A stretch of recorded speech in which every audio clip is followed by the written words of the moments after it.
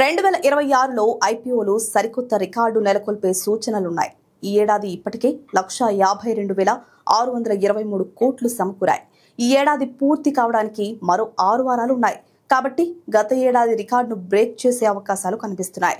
పోయిన ఏడాది 159,784 కోట్లొచ్చాయి.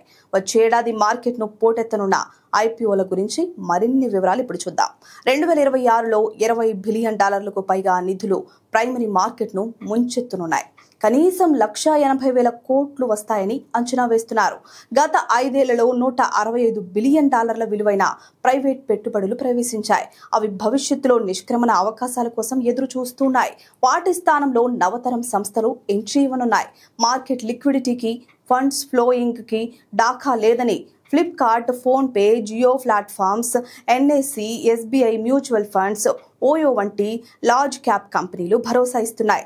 ఈ ఏడాది 100కు పైగా ఇష్యూల ద్వారా సుమారు $18 బిలియన్ ఫండ్ రైజ్ కానున్నాయి. 2024లో 91 ఇష్యూల ద్వారా దాదాపు $19 బిలియన్ నిధులు సమకూరాయి. ఐపీఓల సంఖ్య విషయంలో ఇప్పటి వరకు 2007వ సంవత్సరం టాప్ లో నిలిచింది. ఆ ఏడాది 107 ఇష్యూస్ జారీ అయ్యాయి.